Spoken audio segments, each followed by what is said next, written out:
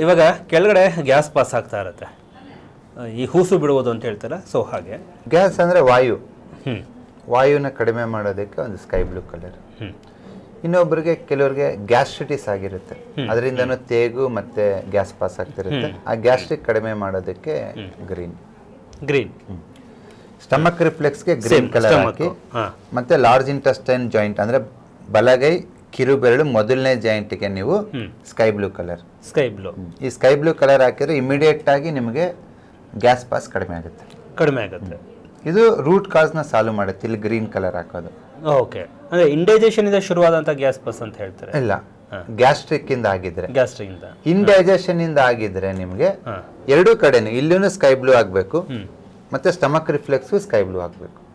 Okay, indigestion ಇಂದ gastric ಆಗಿದ್ರೆ sky blue ಒಂದೇ ಕಲರ್ ಸಾಕು.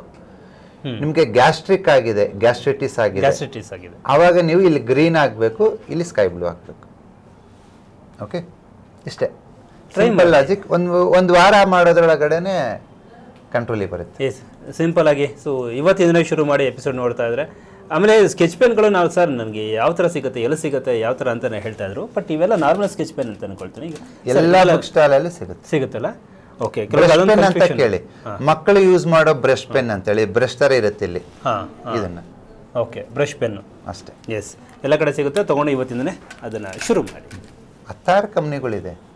ಮಕ್ಕಳು ನಾನ್ ಟಾಕ್ಸಿನ್ಸ್ ಇರುತ್ತೆ, ನ್ಯಾಚುರಲ್ ಕಲರ್ಸ್ ಇರುತ್ತೆ, ಎಲ್ಲ ಅದು ಕ್ಯಾಮೆಲ್, ಡಾಮ್ಸ್, ಆಡ್ಜೆಲ್ ಎಲ್ಲದು ಚೆನ್ನಾಗಿದೆ. ಬಣ್ಣದ ಮೇಲೆ ಫಾರ್ ಎಕ್ಸಾಂಪಲ್ ಯೆಲ್ಲೋ ಕಲರ್ ನಮಗೆ ಇದು ಉಪಯೋಗ ಆಗಲ್ಲ ಅಂದ್ರೆ ಹಳದಿ ಯೂಸ್ ಮಾಡಿ, ಅರಿಶಿನ ಯೂಸ್ ಮಾಡಿ, ಸ್ವಲ್ಪ ಅರಿಶಿನ ನೀರಿಗೆ ಹಾಕೊಂಡು ಸಿಂಪಲ್.